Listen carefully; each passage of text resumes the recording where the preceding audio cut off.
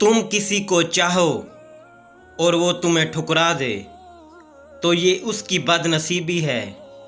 उसके बाद तुम उसको ज़बरदस्ती अपनाना चाहो तो ये तुम्हारे नफ्स की ज़िल्लत है।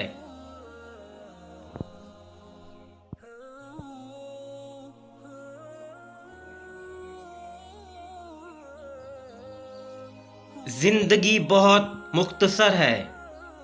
जब समझ आने लगती है तो दुनिया में रहने का वक्त बहुत कम रह जाता है।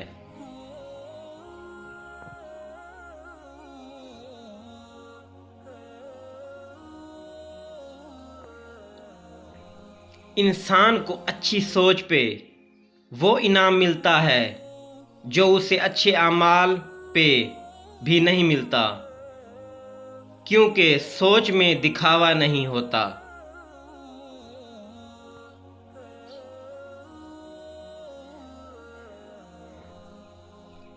तकलीफ में सब्र से काम लो, क्योंकि सोने को आग से आजमाया जाता है और मोमिन को तकलीफ से।